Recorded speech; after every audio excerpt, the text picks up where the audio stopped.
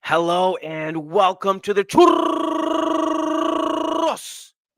E Tacticas podcast. It's November 3rd. Feeling good. Real Madrid cruising. The Clasico is way in the rear view mirror now. Old news. Real Madrid won 4-0. Barcelona won 3-1. And we're going to talk about whatever we need to talk about. I don't know. Let's do it. Churros.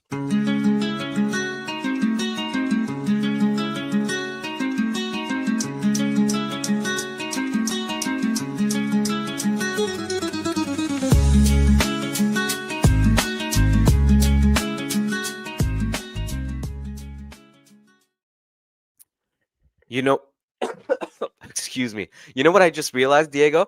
I hit record on this podcast, and as you know, we do all of our episodes for live on YouTube. And so when I hit start stream, it gave me a big pop-up notification, said your stream is not scheduled to start for another 2 hours. So I made a mistake. I've been potting all morning. Sorry, man, my brain is fried. So apologies to anyone who was planning to be here in 2 hours and is missing the Oh live. shit. So okay.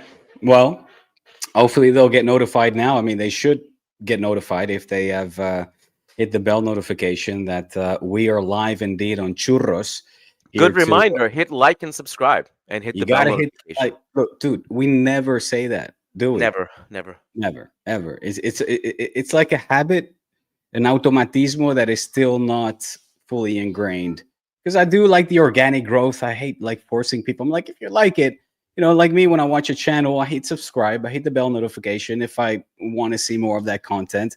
And for me, it's a given, or I'd like to assume that those people that tune in have that already plugged in, and those new, dude, hit that bell notification because you never know when we're gonna go live. You know what's funny is that every single channel I watch, listen to on YouTube, I'm not subscribed to them. Oh, really? None of them. I'm just not subscribed to any channels. But Hmm. I listen to a lot of these people religiously, and it kind of just shows up on your algorithm, right? Yeah. But if someone told me to hit like and subscribe on their stream, I would do it as I'm watching. I'm like, yeah, man, you deserve that. I would do it. So I totally get why people don't do it when you don't say it. So here's a reminder: hit like, hit subscribe. You're here. Just do it. Hit it. Hit that like, hit that subscribe. Also on D-Spot, we are streaming live for this Churros in the La Liga aftermath. It's a review, as Kian said, of the action that took place over the weekend. A comfortable victory for Madrid, less comfortable for Barça. I maybe have a little bit more of a unpopular take on what I saw take place rather last night at the Montjuic. But yeah, man, you guys are facing Liverpool, of course, tomorrow. So you had that Liverpool pod shoehorned in. Dude, before we get into the nitty gritty of what took place, let's talk about what is about to take place at Anfield. You must be fancying your chances, despite the fact that Liverpool got back to winning ways, dude. Yeah, I did not watch the Liverpool game because it was at the exact same time as the Real Madrid game. They won that 2-0. I don't know how convincing it was, but they're also just not convincing this season. They're not playing at the level that a lot of people thought they would after that crazy summer. Their new signings haven't adapted yet. Some of them are barely playing, like Isaac. They have injuries to Frimpong, Alisson.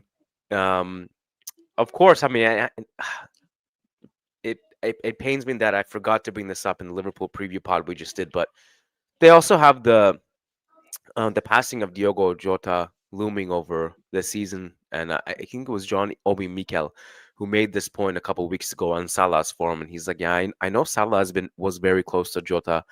And certainly, like, you have to factor that in before criticizing his performances and what he's going through and what some of these players are going through. So I understand that part as well, obviously. But yeah, I mean, this is a very, very historically rich matchup between these two teams, going back to all the way to 1981, I want to say, the European Cup final, which Liverpool beat Real Madrid. That was one of the two European Cup finals we lost. And, over the years, it's been almost annual. We play these guys, and it's always Been pretty that special. much? Yeah. Obviously, I want to find. I didn't realize that this was such a. I mean, that it's a European classic for sure, but that you have that many encounters consistently. Recently, Yeah. recently we do. I think we played Mm. them twice in the group stages in the Cristiano Ronaldo era. We have an incredible Ozil to Ronaldo goal at Anfield, and then like yeah, like basically, I was doing the math. I've been to Anfield 3 times in the past 4 years. I think this is the fourth one. I wish I was at, but I can't go tomorrow. So it's been just do the math. It's been quite a bit, and this is in factoring that they actually missed out on Champions League football one of the years I think in the Klopp era where they had a bad season, they had injuries. So it's actually underrated, but it's almost on Real Madrid versus City level. It's almost Mhm. so it's a historically, especially lately, very rich in rivalry. I guess it would have been more crazy tomorrow if Trent was playing, but he's not. Dude, that is a luxury, my friend. Going to Anfield that many times. Well, I don't take it for granted. It's somebody asked me, "What's your favorite non-Real Madrid stadium you've been to?" and it was Anfield. No, I I mean, dude, your favorite stadium cannot be Bernabeu. I mean, come on. no, well, yes, No, it is. no. Absolutely, it is. Okay, you're a Madrid. No, no. Let's try to put our colors aside. Even the Camp Nou, the Bernabeu. I've been there several times. In terms of stadiums that have immaculate atmosphere consistently, if you will, our teams they don't live up to the standards of an Anfield, Celtic or Galatasaray, and you know what I Well, mean. I haven't been. Even in Spain, for that matter. Well, I So haven't been to a Turkish stadium, so I can't say. mhm. If I have been to like La Bombonera or some of those Argentinian ones, maybe my opinion would change. I don't, mind you, like I've never even been to the Camp Nou before, Mhm, so mhm. I don't even have the perspective of the Camp Nou. I agree with you that the Bernabeu is not the best on like any given day, but on a Champions League night, like a second, like specifically very niche, a Champions League second leg where we have to come back, remontada. Ooh, ooh, man, that is special. That is very special. But yeah, I'm sure there are, like if I had to like, I'd love to go to Dortmund. That would be Yeah. crazy. Yes. Um, I've told you this many times. Like Vallecas is like incredible. It's like just like how many fans does that place fit? Stadio de Vallecas. Um, Like 12K. 12, just 12. It's 14,700. I was All close. 14,700 people are just radical Rayo supporters. No tourists. No one in there just by chance. It's like, no, we are here to sing our hearts out from 1 to 90 and give the opposing team hell. So like that's special too. You don't get that at the Sanchez Pizjuan. Bernabeu. Yeah, Benito Villamarin, San Yeah. Mames, for God's sake, man, like Mhm. for sure. But I haven't been to any of those stadiums, Diego. I've only been to Bernabeu and like a bunch of stadiums in England, and so that's my frame of reference. Well, hopefully you'll be able to visit the Camp Nou for the next Clásico. I don't know if you'll get accredited. I doubt it, but No, we maybe. gave up on trying to get accredited to anything Barcelona related. We just gave up. I Well, you'll have to come.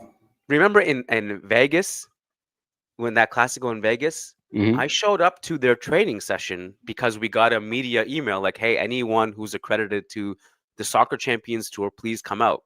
And I went to the training, and they looked at me like, "Dude, why are you here?" Like, I was the only non-Barca guy there. They barely let me in, and then they let me in, and I just At sat least I there. knew you. I don't know if they did. They were just like, "Hey, you're not a Barcelona human. Like, why are you here?" Like, they just knew. I could smell it. They could smell.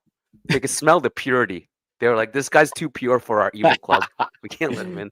The fact that you were draped from head to toe in white, I'm sure, has something to do with it. But you know what? On that note, this was something I was going to bring up in review of the Barça Elche game yesterday at I was going to say Camp Nou, at the Olympic Stadium in Montjuic. I don't know if you saw the clip of literally one guy. This clip went viral, trying to animar, trying to animate, trying to boost the spirits of the Barca fans in the Montjuic, which for some reason or another, this season it's like it's hitting rock bottom again, and I almost feel like it's a reflection of how the team is playing. Yeah, no, it is really quite sad, and I confessed earlier that the Camp Nou was never a stadium. Champions League nights and Clásicos aside, of course, that is like a pressure cooker on a weekly basis.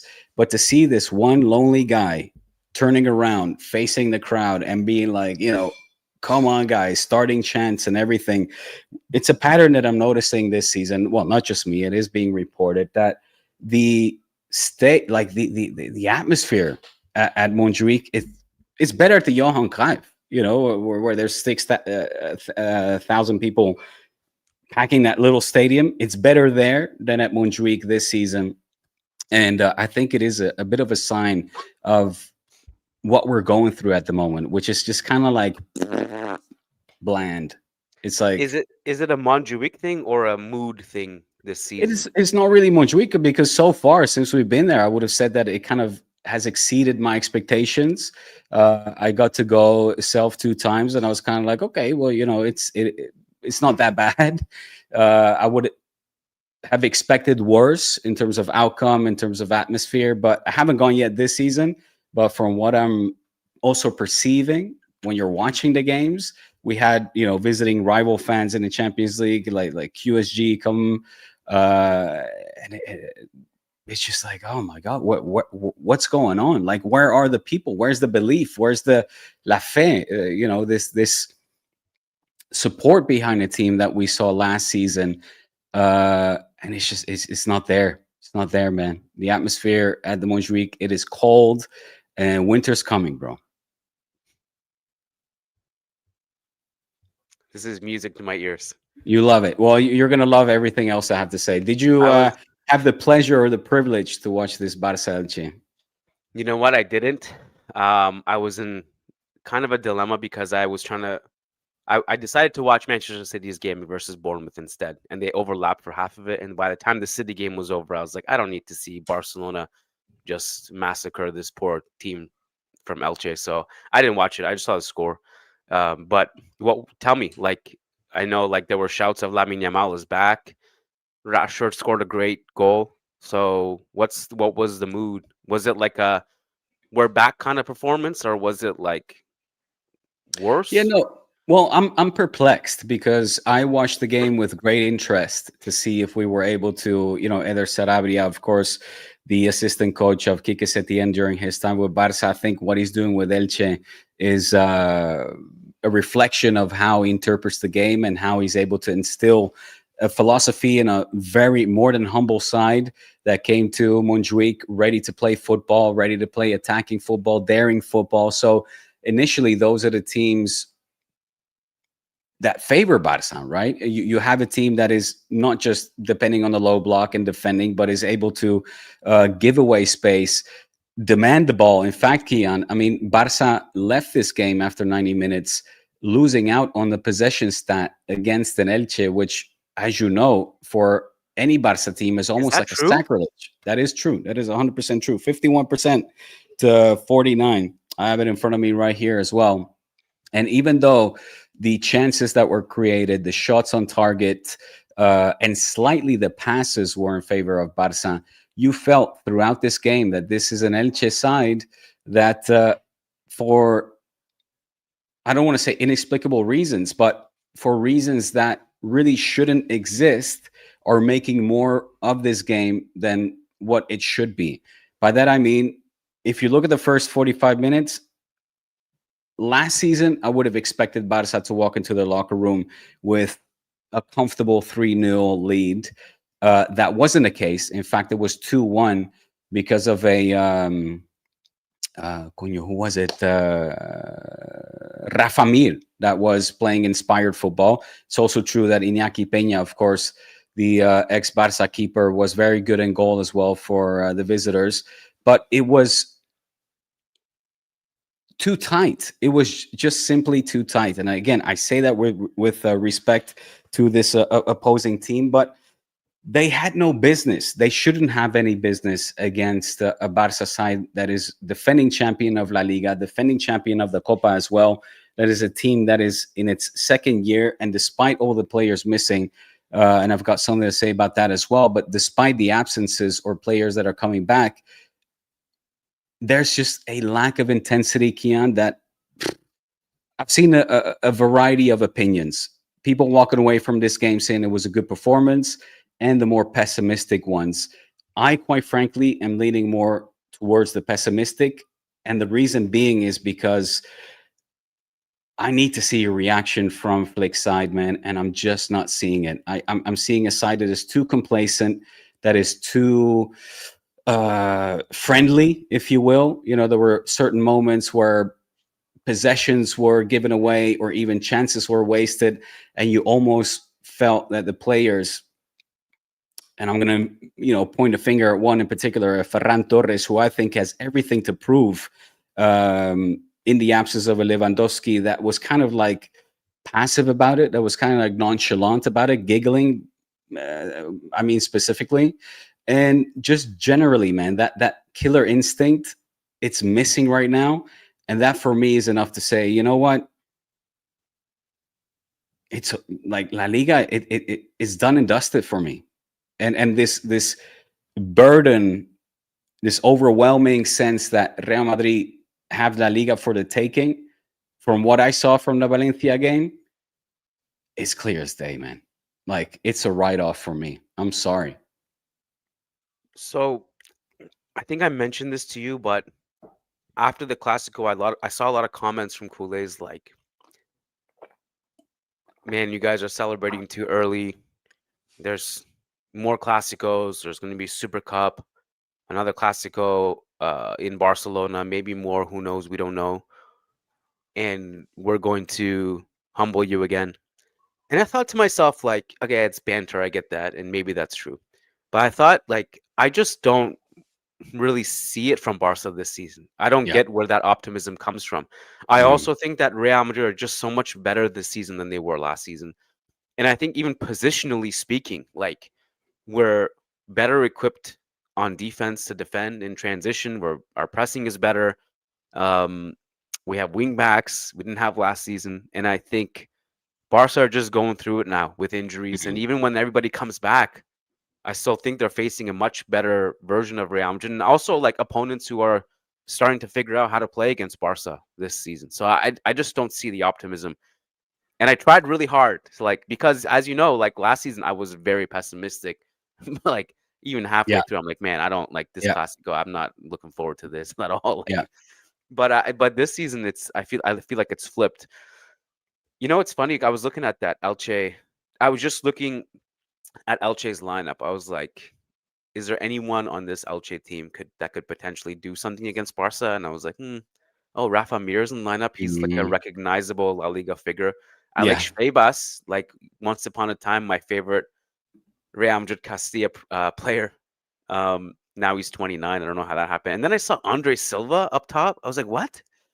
Is this the same Andre Silva who went to Milan, who started his career at Porto, went at Sevilla when it kind of failed? What happened to this guy? 4 years ago, he scored 28 goals in the Bundesliga. And then now he's at Elche. I was confused about that. I don't know if that confused you. Maybe you already knew about it, but No, I didn't. I mean, I was kind of discovering Elche as the game progressed, and obviously did a bit of digging in the pre-game as well, and knowing Eder Sarabia from his time at Barça and Andorra. I know, again, he's a coach, or he's let's say a football expert, philosopher, if you will, somebody that has que ha mamado de fútbol. He loves football, and he interprets it in a way that I like, personally, from a personal preference. So I was expecting a team that was going to come out and play. I didn't expect them to take the initiative, especially playing away this much, but they certainly did. And all credit to them, man. All credit to them. And shame on you, Barça, for not being more assertive, for not being more um, intense. Again, that for me, that's the key word. The intensity, man, is something that is just so lacking in this current side, and it's a reoccurring theme so far. But I was really looking for a reaction after the Clásico, after the Champions League, or now being back again in La Liga mode with the Champions League clash coming up. It's like, okay, we know at this point in time that yes, we're missing our heavy hitters. Of course, we're missing Rafinha or Capitao, that was instrumental, fundamental, detrimental, if you will, for opponents when it came to creating the offense, finishing off chances, starting them, also being generous in terms of the assists, and that is huge. Of course, missing Lewandowski is huge. Again, another key miss. Last season, he was having one of his best seasons, if you will, ever since putting on the Barça shirt. And this season, he just hasn't been able to be that assertive figure because of injuries. And also, when we see him out on the field, it's just kind of like, he's not there yet, right? No está enchufado. He's not plugged in yet. Now, I can excuse those players, those two in particular, but I was really looking forward to seeing Ferran Torres kind of say, you know what? This is now my season. This is the season with all the talks of the positions that Barca are weak at. You know, number 9 is looked at con una lupa, right? With a magnifying glass. And we're not seeing the Ferran Torres that has that killer instinct at this point in time. And I'm starting to wonder if we ever are, because after a summer, and again, I'm sorry to sound like a broken record, but where you have had the entirety of the summer to prepare ahead of this season, to get not only physically, but also mentally focused and plugged in to say, you know what, I could really own that position and become, as I always say, because whenever we hear from Ferran Torres, he says, well, I feel like I should be a starter. You know, I don't feel in inferiority, if you will, to the other number 9s or the players that are competing for similar positions. I should be a starter. Well, then let's see it, man. And I wanted to see it against Elche, and I didn't. And I wanted to see it in the Clásico, and I didn't. And I wanted to see it in other games. And so far, Ferran Torres has been letting me down, massively. You know, we had chances to really damage and hurt Elche yesterday. And because of just a nonchalant kind of attitude, not just from Torres, but because he's clinical, because he's supposed to be that focal point, it's just not happening. And I'm really starting to kind of feel like a Barca trying to compete for these trophies without a number 9, without a Torres that is maybe just lacking in quality, and with a Lewandowski that is maybe asking too much if he can get back to that best form that he displayed last season. I have to stick to my eye test here to you know what my gut is telling me, and that is that this season, La Liga for me is just we're not going to compete against this Real Madrid side that looked hungry, that looked determined to kind of you know, tip the scale again in their favor. And like I said, it is not just Ferran Torres. Up front, we're missing firepower. Lamine scored a goal yesterday. It was a nice goal, or it was an important goal. Let's put it that way. But I still am looking for more from a Lamine Yamal. It's not the Lamine Yamal that we saw last season. We're looking at a Rashford that I think individually is putting up great numbers. I want to sign him. The 25 or whatever 30 million that Manchester United want, I think it's a bargain.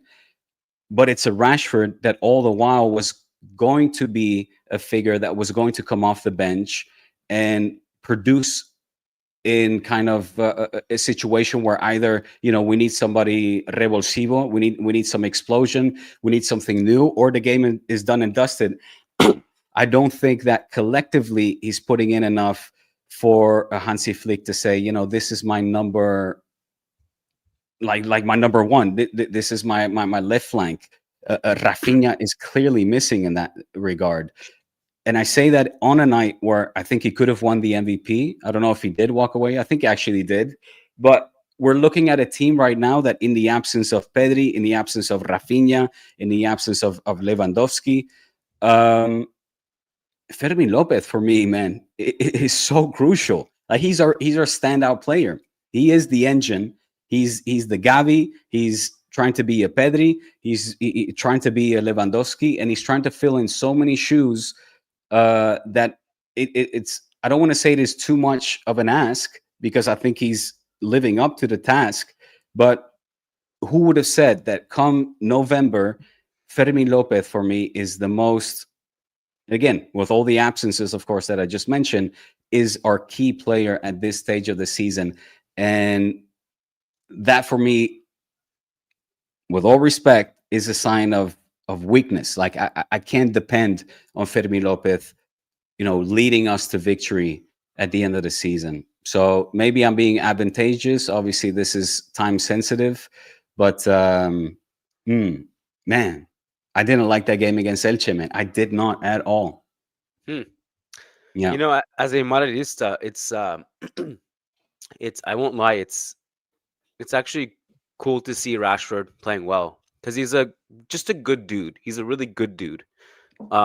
And good dudes doing good things. I'm happy for them overall. But I think the Barcelona, whatever's happening this season, it's a perfect storm of several players have dropped off in form. There's been injuries. Inigo's gone. Uh, Scouting reports are out. Real Madrid is better. It's just the concoction of things that totally, is happening totally, right now, right? totally.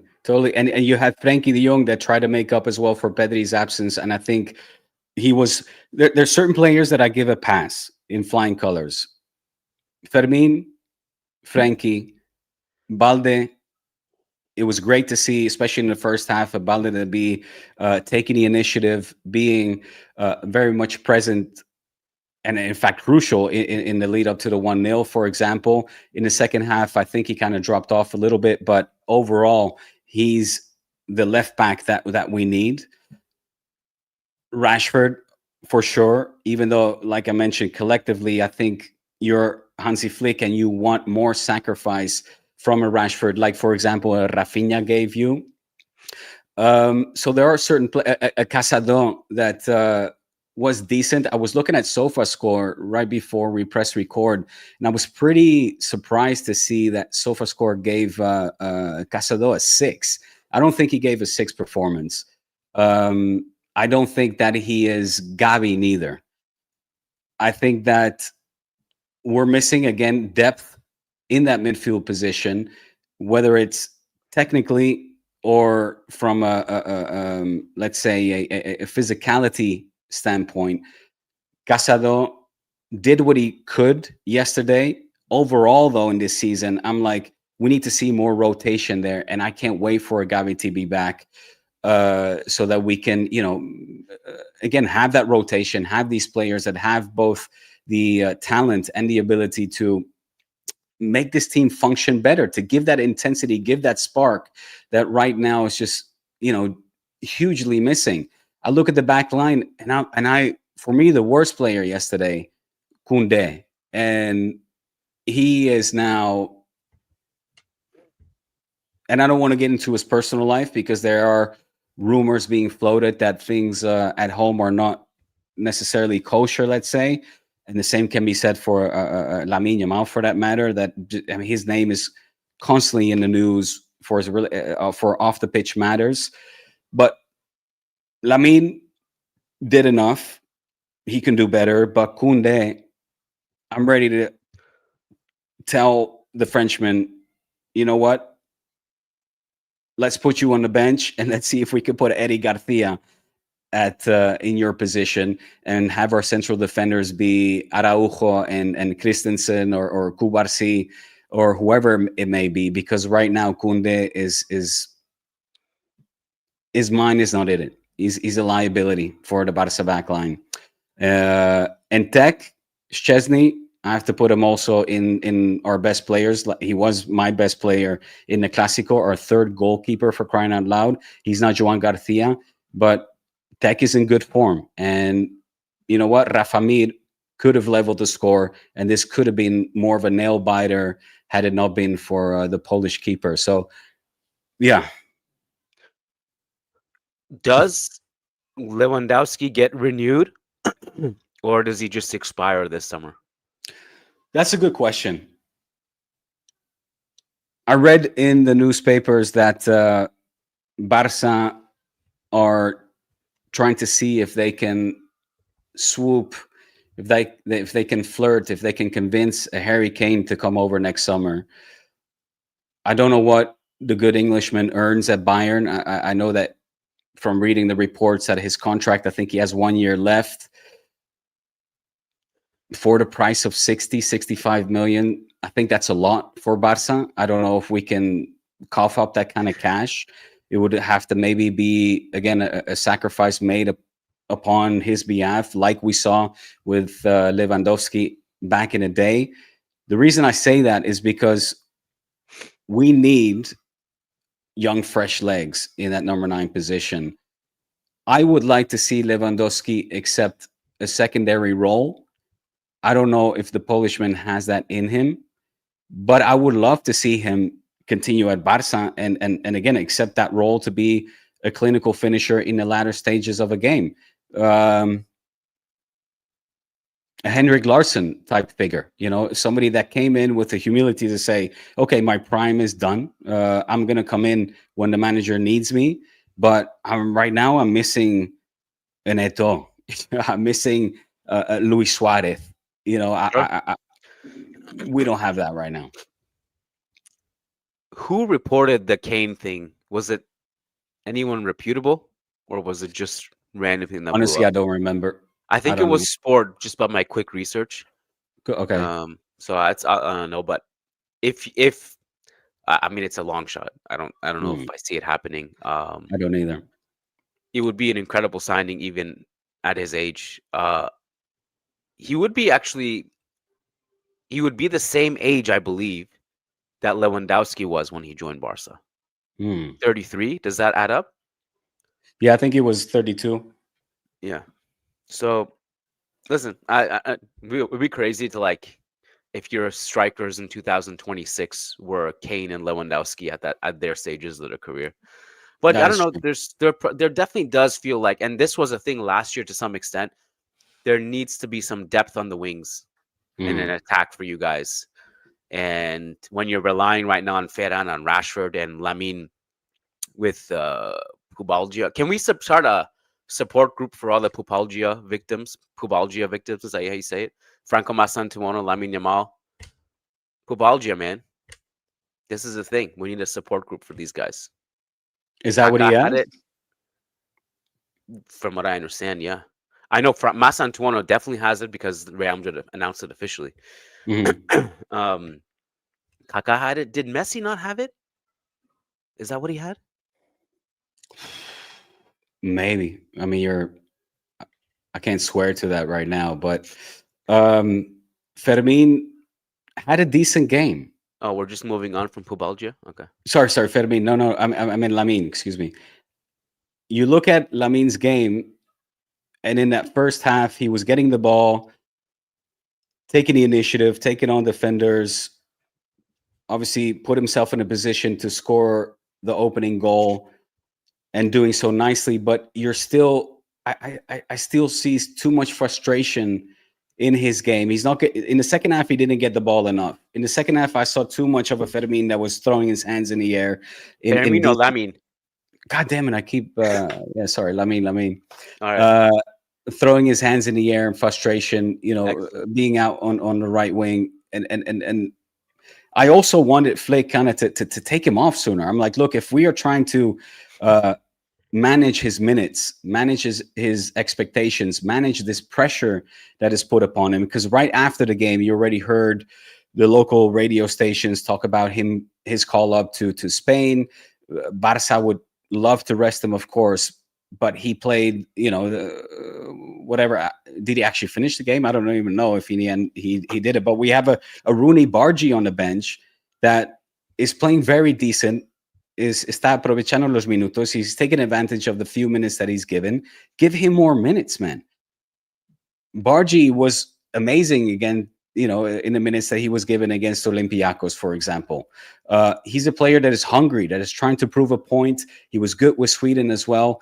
Let's start managing these minutes of Lamine instead of like feeding into this narrative that he wants to play everything, and now with Spain he doesn't. He shouldn't manage the minutes. There's so much. Lamine's name is constantly in the press, constantly. It cannot be healthy, man. It cannot be healthy. I said last season, I remember you asked me at some point, how do you see this progress? And I remember stating, I said, I hope Hansi Flick will continue to treat him like the teenager that he is and manage his minutes in a way that is healthy, that doesn't put this burden, this expectation. His career has to be and hopefully will be long.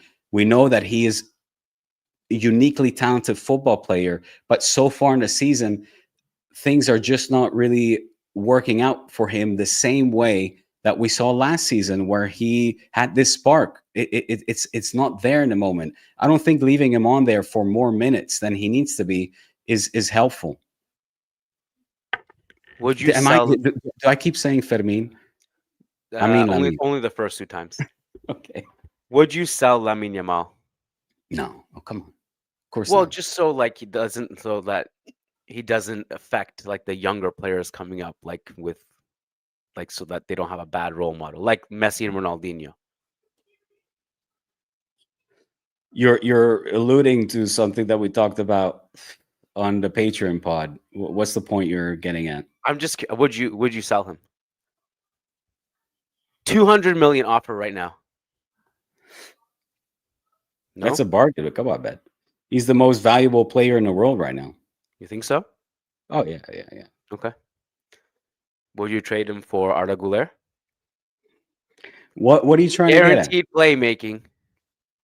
What are you trying to get at? Tell me. I just wanted to see if there's a change in your stance from like last year to this year. Are you crazy? I'm just asking you a question. All right. Well, let me defensive. rebuttal. Let me rebuttal. Would you? Okay.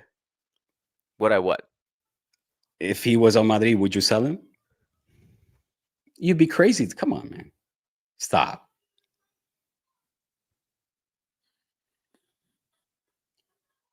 It depends on the offer. Dude, the only reason you're even contemplating that is because he's a Barca player. If he were wearing a white shirt, you'd be like, no, of course not. If I knew that I need a this for this one, I would need some kind of what do you call those things? I would just A lie detector. no, not a lie detector. What do you think those put it this way. I think if we look back like 5 years from now on this conversation, we'll be like, I think there was a reason he asked that question. The career didn't go the way we thought it would. When you say you think, you mean you hope. Sure, as a Madridista, but Mhm. no, I wouldn't even say that. Like, I think it's good for football to have talents like him. I'm actually skeptical that he's going to pan out like in 3, 4, 5 years from now. I don't know if he'll fulfill. Why? The pubalgia thing is actually something that seems So slightly explain concerning. that to me. It's a groin injury. It's a chronic groin injury, and it's a chronic pain.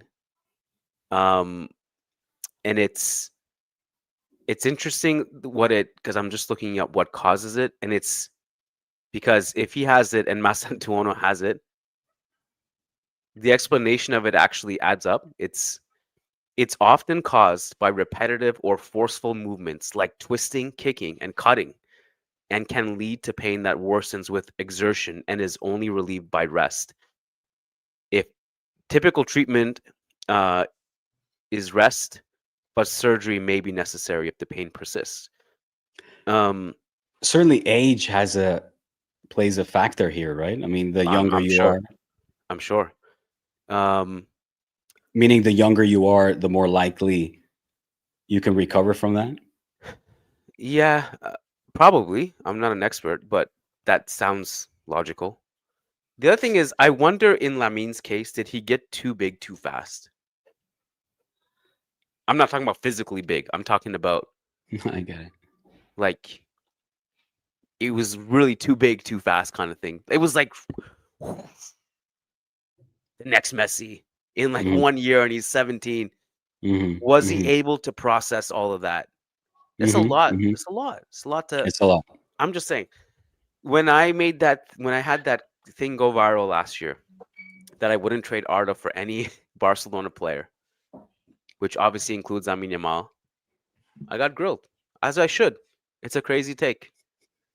Telling you, man. In 3 years from now, we're gonna look back like, wasn't that crazy?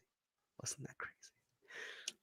Well, you can hope. Madridistas can hope. Barca, of course, fans, we will hope the contrary. It's funny, though, now that you mention the repetitive movements, now sort of I'm putting the puzzle together. That's why they call it like the fuck injury.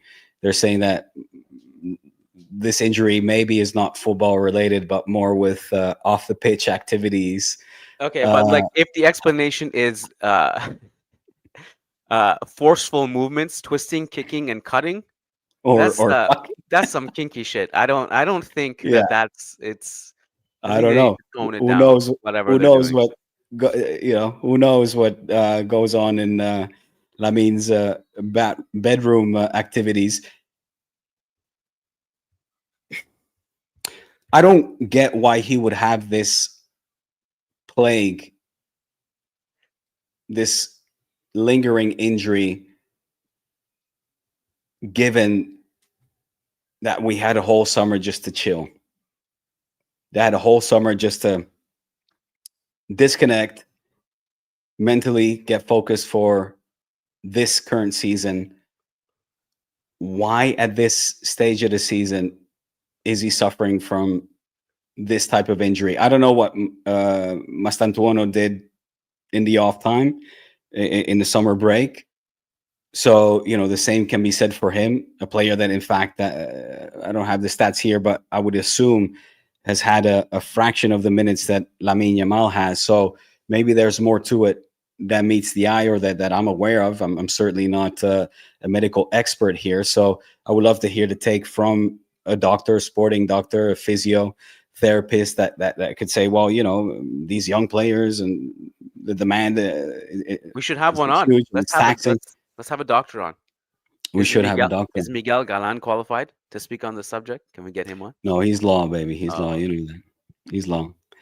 But I don't know, man. It's I'm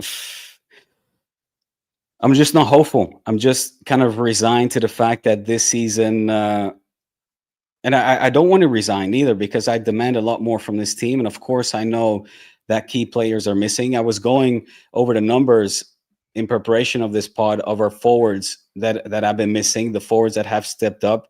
You see a player like Rafinha that has missed more than half the season so far in terms of games. Robert Lewandowski that has missed a third and just hasn't looked the part neither when he was playing.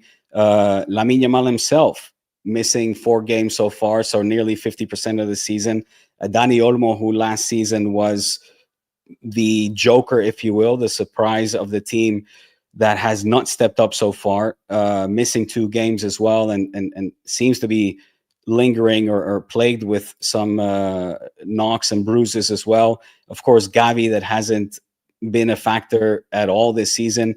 Frankie de Jong, that has missed 2 games, and quite frankly, for me, has been a standout player. Now, Pedri is going to be missing a month.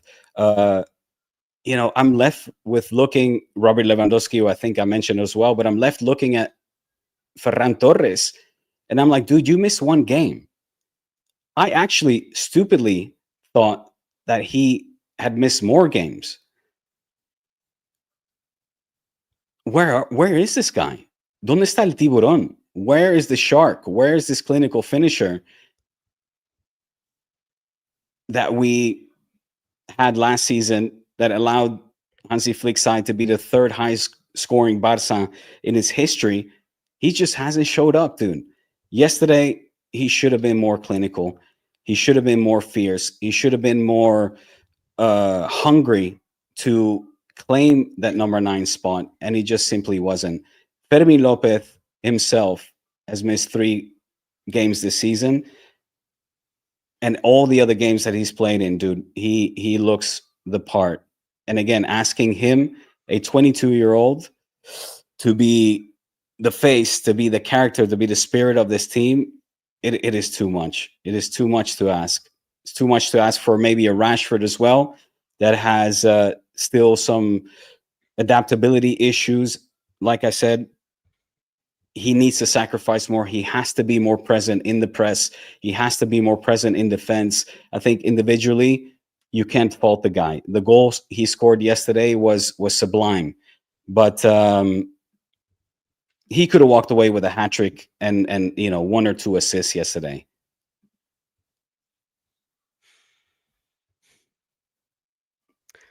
Congratulations, buddy.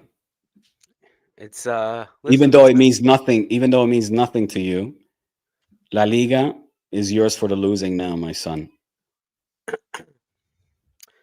this is normal stuff. I knew that it would normalize. Last year, it was a great year for you guys.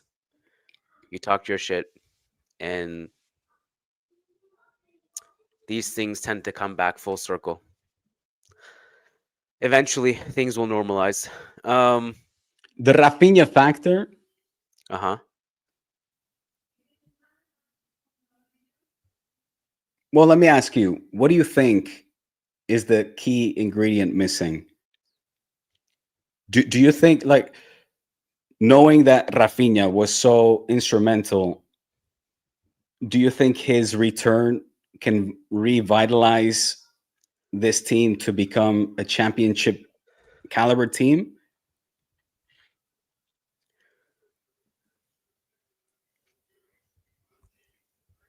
It obviously doesn't hurt. Mm. But let's not forget that when he was actually playing at the beginning of the season, he was also Mm-hmm. not great at his best No, either. no. So that's why I feel like the problem might be a little bit deeper than that. Now, mind you, before he went missing, he scored in those opening, what is it, 6 match days, 3 goals, 2 assists. So Yeah. goal production, nearly a goal a game, despite his, and I agree with you, huh? I don't think he looked like the Rafinha from last season, but he was there to produce. I think it would be interesting to see the front three of Rashford, Lamine Yamal, and Rafinha, where you could put Rashford more central. We haven't seen that, or if we did, it was a tiny sample size, right? Yeah, 1 game, yeah. One game. There you go. It look. Let's answer your question. It won't hurt. It's Rafinha, man. Like it's obviously one of the best wingers in the world. Did you uh did you watch Real Madrid? I did not. I had family commitments. I was out, Mm, but I did catch the highlights, okay. and comfortable, I guess, will be my 1 word summary of that game. That's it. Listen, I I know mean, that Xabi Alonso started Vinny, so with all of yes. the polemica, with all of the controversy and the talk about how is he going to handle the Vinny post Clasico situation, I think he put that to bed by putting him in the starting 11. I don't know his overall performance, but again, I would say that given the scoreline, given the ease at which they put Valencia to bed, even though there were 1 or 2 situations where maybe the Valencia fans feel hard done by, a comfortable victory with, I would imagine, satisfactory performance all around. I don't, you tell me. Vinny's And let's see if playmaking. you're going to be critical. Yeah. Sorry. No, I don't know if we're going to get some critical takes here or if it's like, oh, just flowers. His playmaking was very good. Hmm. Mbappe gave him a penalty which he missed. Yeah, of course I saw that. Yeah. And What was his I don't know reaction? what you mean by What was his reaction after? whose reaction. Vinny after the miss. Vinny? Yeah. I don't know. He probably was like, "Oh man, No, oh no. shit, I I, don't I know don't how to." mean directly. I mean, like, what was his response? Like, what le hundió? Like, was it what was he down after that, or was he still Uh, performing? I think he had a good game outside the penalty miss. I think he again his playmaking was pretty good. He had in the second half, which was obviously after the penalty miss, he had a great run to set up Mbappe in the box.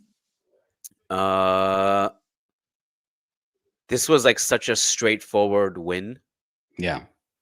Like we didn't suffer at all. I'm not entirely sure what you mean by Valencia fans will feel hard done by. I'd like you to unpack that. Don't think I forgot it that you said that. Let's explore that. Well, I don't know. I was hoping that you could shed more light because I think there was a handball call that was, let's say, harsh. Aha! This is what happens when you don't watch the game. Hmm. That sequence, there were three penalties that could have been called at the same time. I actually don't know Mm, why they called the handball because mm, in the same play, Mbappe was thrown into the box, like with his shirt, jersey, everything. So I was surprised that they used the handball as an excuse, but it should have really been called anyway because there were like three infringements in the box and they chose the handball, which I thought was the least egregious play of the three. Because Bellingham got thrown to the ground in the same play, Mbappe got thrown to the ground in the same play. mm-hmm. Um, so it is what it is. I mean, the reality is that everyone gets annoyed by Real Madrid getting penalties, but if they are getting annoyed by that, they should maybe people should just stop fouling Real Madrid players in the box. And because I don't know what else you want them to do in this situation. So So Sofa Score is giving his performance, and again, I'm basing this on Sofa Score that gave Casado a 6, where I felt like he deserved maybe a 7.5. They're giving Vinny a 6.7. That to me leaves me thinking that obviously it wasn't great. this, uh, I guess, I mean, Sofa Score, I don't really know. I never took ratings like that seriously because I never really understand how they come up with those ratings. I don't think it's a human deciding it. I think it's an algorithm. So if you get goals and assists, you're gonna be at the top if you had a shit game. Alternatively, you could have a masterclass tactically and have no stats and get a 6. So I don't really know how to use those SofaScore or any ratings app as a metric. Um, so Carreras that got MVP. Carreras was phenomenal. You saw his goal. I did see his goal. It was a nice goal. Very, It very was an nice goal. it was an unbelievable goal. Uh, Sofa is giving him a 9.4. This the by far the standout. Valverde 8.1 in second. he was great. Mastantuono is 7. He Are was you quiet. worried? Are you worried? I actually thought Vinny had a better game than Massantuono for going by those ratings app. Am I worried? I think he was just like, in terms of our build-up play, everything went through Jude, Goulet, Bellingham, Fede, Vinny, and Franco was not getting on the ball that much. And when he does, there wasn't much he did other than pass it backwards, pass Mhm. it sideways because there wasn't any openings or he didn't break lines. The Pubalgia factor was probably in there because he left that game in pain. Mm, mm, mm, mm, mm, mm. So Pubalgia, man. So, but like looking forward, looking ahead, knowing Yeah. the, I guess, severity. Hmm. What is it? Severity, sure. Severity of this injury. I mean, with what Madrid have invested in him, the expectations, are you more inclined to say, put the brake, put it in third or second gear, and give Brahim more minutes and put him on the bench, or where are you at with him? So with um, we don't necessarily need to replace him with another winger Hmm. during his injury. We didn't have a winger on that side against Barca, for example. We went with the 4-4-2 with Camavinga there, um, and I think that's what we can continue to do. because if not Kamavinga, with Trent coming back, we could push Fede there and they could rotate. But I would instead of putting Brahim or some people are calling for Endrick, I would just much rather just roll with what we did against Barca, which is the 4-4-2 without a traditional right winger. It's not as symmetrical necessarily, but um, I I like that option better than going with the 4-3-3. Rodrigo seems to be an afterthought at this point, though, huh? He's basically just coming in for Vinicius every game. Hmm. He came in Well, at last least game, he's on the scored. left. Yeah, Mm. yeah. He's playing on the left, and that's why he's not really being thought of as a right winger. Is that he's just basically sharing some leftover minutes from Vinicius on the left wing.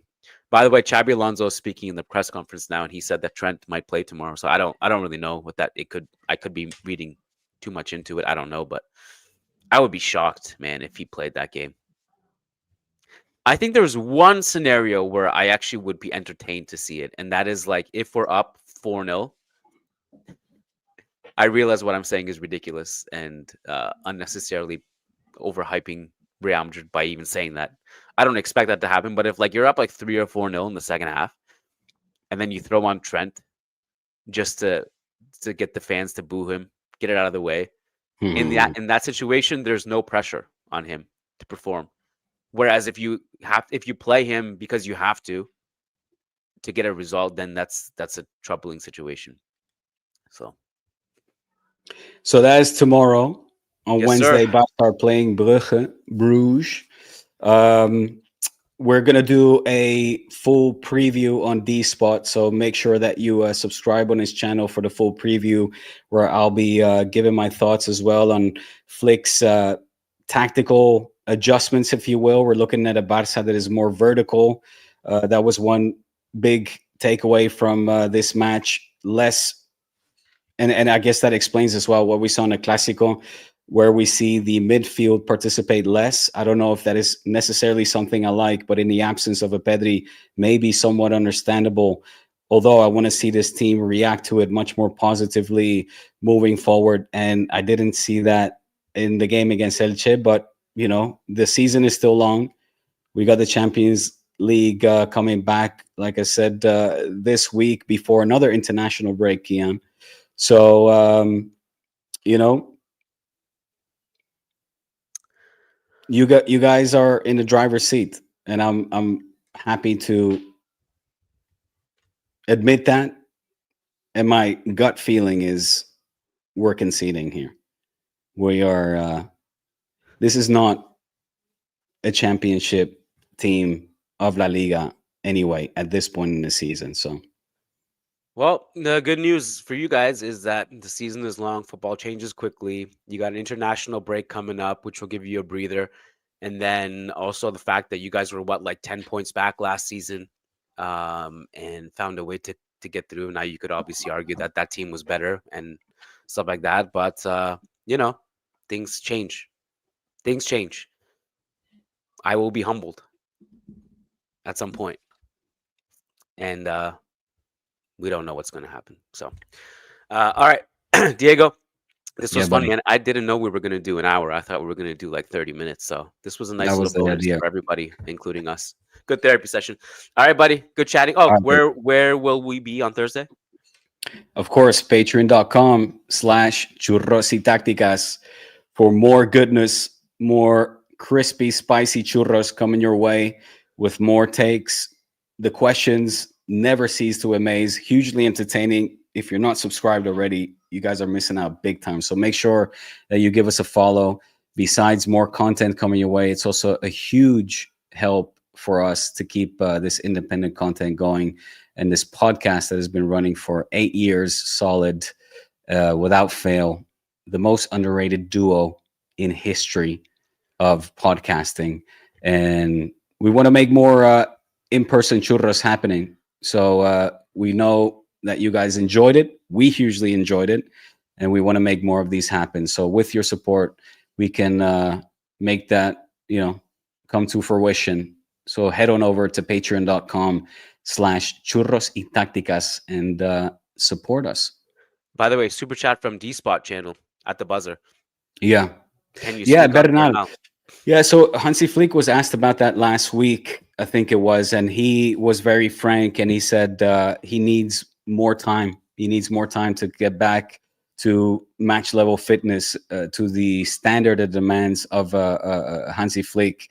So he just said, we need to take our time. You know, he was out for an entire season. It was a very serious injury, of course, that stunted and halted his progress and his performance in the first team, that allowed Casadon to explode onto the team. But he was initially his, let's say, first choice when it came to these two football players. So right now he's just applying the, let's say, calm and safe practice with this very, very young player who we expect a lot of. And but for the moment, it's still, you know, touch and go. It looks like he's not ready to compete yet in the more demanding games. So he's being very, very cautious. Is the word cautious? Yeah. Awesome. Thanks, guys, for tuning in. This was a lot of fun. Diego, thank you. We'll see you guys all over on patreon.com/churros on Thursday. We got some Champions League to recap as well, so it should be a good Yeah. one. Thanks, Diego. Talk soon. Peace out.